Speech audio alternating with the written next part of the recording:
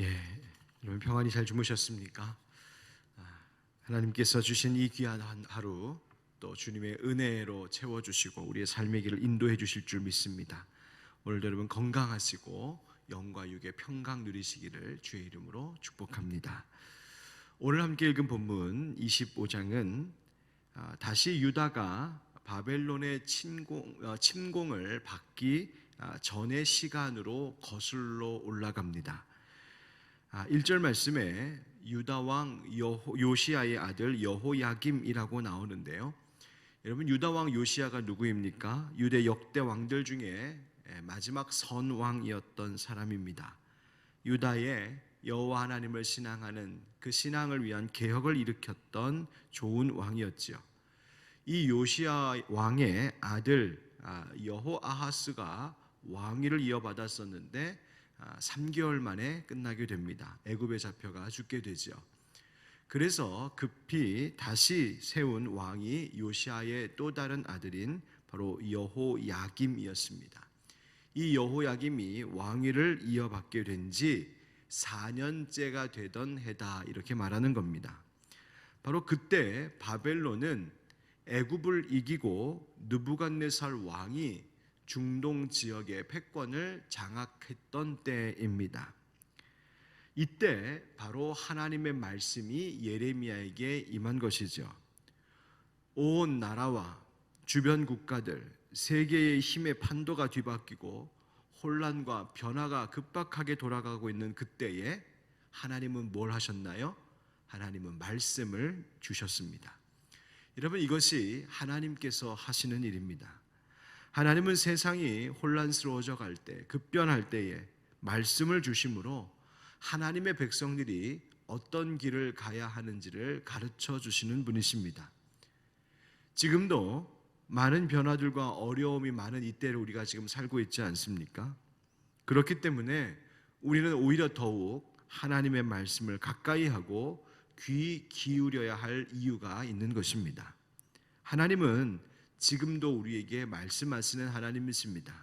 이 어둡고 또 복잡한 이 세상 속에서 하나님의 참 백성들이 어떠한 길을 가는 것, 무엇을 사모하고 따르며 사는 것이 옳은지 하나님은 지금도 말씀을 통해, 설교 강단을 통해, 개인의 묵상을 통하여서 지금도 하나님께서 우리에게 말씀하고 계신 분이십니다.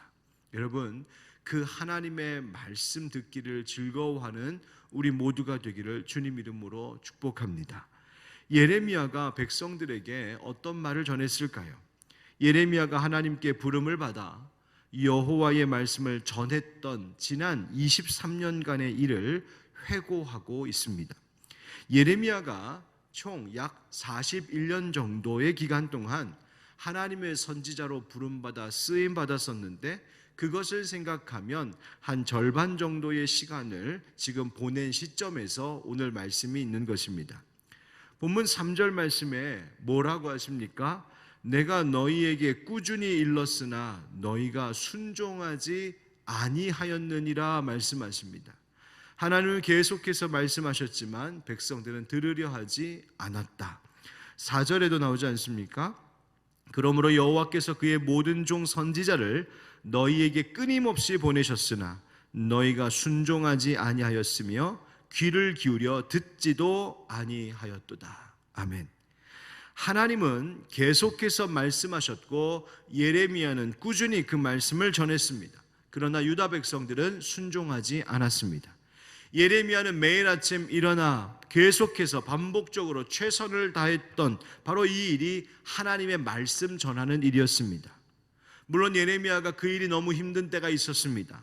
왜냐하면 그 메시지라고 하는 것이 하나님의 심판을 예언하는 말씀이었고 사람들은 그 말을 듣기 싫어했으니 이 말을 전해야 했던 예레미야도 온갖 고초 속에서 이 일을 그만두고 싶은 때도 있었습니다만, 그러나 예레미야는 멈추지 않고 계속해서 유다 백성들에게 회개의 메시지를 전했습니다. 하나님 말씀 전했습니다.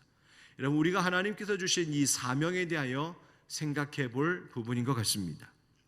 하나님은 선지자들을 끊임없이 보내셨습니다.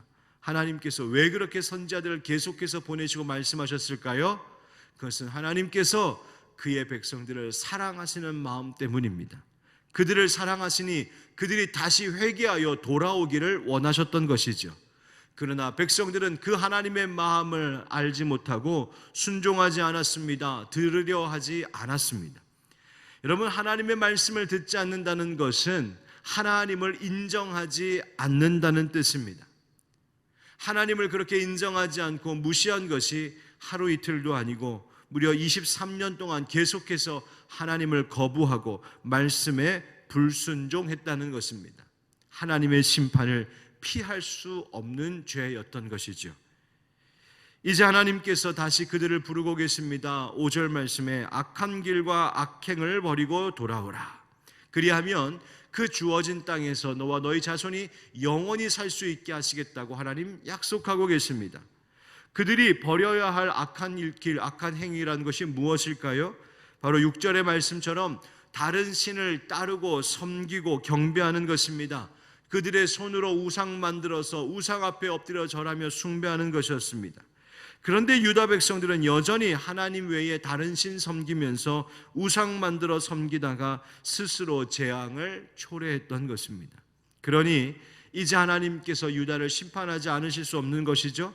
그래서 바로 북방 이 바벨론의 왕 느부갓네살을 들어 유다를 치고 그 땅이 영원히 폐허가 되게 할 것이라고 말씀하고 계신 것입니다. 그 말씀에 10절 11절에 이런 말씀이 있습니다. 내가 그들 중에서 기뻐하는 소리와 즐거워하는 소리와 신랑의 소리와 신부의 소리와 맷돌 소리와 등불빛이 끊어지게 하리니 이 모든 땅이 폐허가 되어 놀랄 일이 될 것이며 이 민족들은 70년 동안 바벨론의 왕을 섬기리라. 아멘. 바로 이렇게 되어서 유다의 바벨론 포로 생활 70년이 바로 예언된 것입니다. 이것이 오늘 본문의 말씀이죠. 여러분, 오늘 본문 속에서 우리는 함께 깨닫고 기억해야 할 것이 있습니다. 그 첫째는 우리에게 있는 모든 좋은 것들은 하나님께서 허락하셨기에 있다는 사실입니다. 방금 읽었었던 말씀 10절 말씀에 내가 그들 중에 기뻐하는 소리, 즐거워하는 소리, 신랑 신부의 소리, 맷돌 소리, 등불빛이 끊어지게 하겠다 하셨죠. 여러분, 이렇게 함께 기뻐하고 즐거워하는 소리를 낼 수 있도록 모이는 것, 신랑 신부가 함께 모여 그렇게 결혼의 예식을 올릴 수 있는 것, 여러분, 또 맷돌 소리가 나고 등불빛이 있다는 것은 무엇입니까? 그들에게 소산이 있고 그들이 살 수 있다는 것이죠.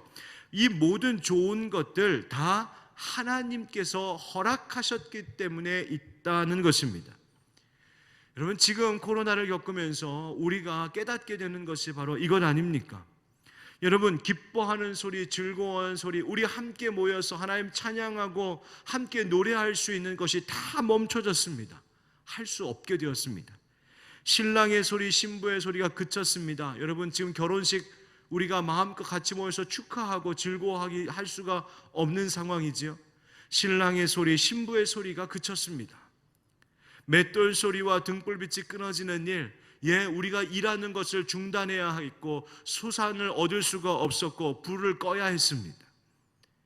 여러분, 우리는 지금까지 이 모든 것들이 당연히 자연스럽게 우리에게 있는 것이라고 여기며 살아왔습니다. 그것이 우리의 어리석음이었습니다. 아무리 우리가 열심히 일한다고 해도 얻을 수 없는 현실들이 우리에게 있다는 것입니다. 뭘 말하고 있나요? 즉, 우리에게 지금까지 있었던 그 기쁨과 즐거움, 신랑 신부의 결혼과 같은 그 즐거움, 그리고 우리에게 얻었던 모든 소산과 우리가 살아갈 수 있던 모든 일상의 일들이 사실은 다 하나님께서 우리에게 허락해 주셨기 때문에 가능했었다는 사실입니다. 여러분, 이것을 우리는 깨달아야 합니다. 여러분, 우리에게 허락하셨던 모든 것들이 멈추어지는 이때 바로 계속해서 세상은 우리에게 말하고 있습니다. 하나님께로 돌아오라고.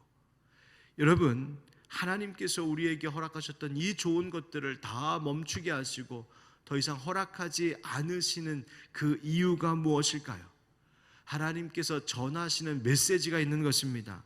바로 방금 말씀드렸던 것처럼 바로 우리가 두 번째 기억해야 할 것입니다. 하나님께서는 하나님의 백성들이 돌아오기를 원하신다는 점입니다. 23년 동안 예레미야는 꾸준히 하나님의 말씀 전했습니다. 그러나 이것은 예레미야의 성실함이기 전에 하나님의 우리를 향한 성실하신 사랑입니다. 유다 백성들을 향한 하나님의 이 성실하신 사랑이 계속해서 말씀을 주고 계신 것이죠. 뭐라고요? 돌아오라고요. 하나님에게로 돌아오라고 합니다. 하나님 외에 따르고 섬기고 그렇게 사모했던 모든 것 다 내려놓고 하나님께로 돌아오라 하십니다. 여러분, 하나님은 지금도 이 세상이 하나님께로 돌아오기를 원하고 계십니다. 지금 겪고 있는 코로나 감염병을 비롯하여서 모든 자연재해와 세상의 온갖 변화와 이 혼란들이 우리에게 계속해서 끊임없이 전해주고 있는 메시지가 있습니다. 너희가 사랑하고 너희가 의지했던 모든 것 내려놓고 하나님 품으로 돌아오라는 것입니다. 내가 주인 삼은 모든 것 내려놓고, 바로 우리의 찬양의 고백처럼 다시 내가 사랑하고 섬겼던 하나님 외의 다른 것들 내려놓고 하나님 품으로 돌아오기를 원하는 것, 바로 그것이 지금 이 시대에 하나님께서 계속해서 우리에게 주고 계신 메시지가 아니겠습니까? 여러분, 우리의 각자의 삶을 돌아보며 하나님께로 돌이켜야 할 것들을 돌이킬 줄 아는 하나님의 말씀 순종하는 백성들로 회복되는 저와 여러분들 되시기를 예수님의 이름으로 축원드립니다. 여러분, 그럼 지금 우리에게는 이 어려운 시절에 소망이 없는 것일까요? 아닙니다. 하나님께서 오늘 본문을 통하여 세 번째 깨닫게 하시는 것이 있습니다. 그것은 하나님의 자녀들, 하나님의 백성들에게 있는 이 시련에는 반드시 끝이 있다는 사실입니다. 하나님께서 오늘 예언 말씀에 바벨론 포로 70년을 정하여 말씀하셨습니다. 70년이라고 하는 이 기간을 말씀하셨다라고 하는 것은 그 끝이 있음을 가르쳐 주신 것입니다. 그때까지 바벨론을 섬겨야 했습니다. 죄악에 대한 징벌이었죠. 그것이 70년이라는 겁니다. 그런데 이 70년이라고 하는 기간이 다 되면 하나님께서 다시 모든 것을 제자리로 돌려놓으시겠다고 하십니다. 그리고 바벨론과 여러 민족, 여러 왕들, 그 유다 백성들을 괴롭혔던 모든 것들을 그들의 행위를 갚으시겠다고 하십니다. 14절 말씀에 그리하여 여러 민족과 큰 왕들이 그들로 자기들을 섬기게 할 것이나 나는 그들의 행위와 그들의 손이 행한 대로 갚으리라. 아멘. 여러분, 하나님의 백성에게는 시련 중에도 바로 이 소망이 있는 것입니다. 하나님께서 정하신 때에 하나님께서 모든 것을 다 회복시키실 것입니다. 다만 중요한 것은 우리가 그때까지 우리의 마음과 우리의 삶의 모든 것들이 다시 하나님께로 돌아오게 되는 회복의 회개의 은혜가 있어야 한다는 것입니다. 여러분, 돌아오라는 말씀 듣고 돌아와야 합니다. 오늘도 하나님께서 우리 각자에게 지금 말씀하고 계신 것들 기억하며 하나님께로 돌이켜야 할 것들을 돌이켜야겠습니다. 그때에 주님께서는 우리를 건지시고 회복시키실 것입니다.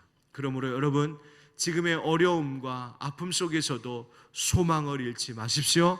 하나님께서 정하신 때에 우리를 건지시고 회복시켜 주실 줄 믿습니다. 그러므로 오늘도 하나님의 그 성실하심과 같이 우리도 하나님을 향한 그 사랑이 성실하여 하나님의 기쁨이 되는 백성들 되시기를 예수 그리스도의 이름으로 축원드립니다. 아멘.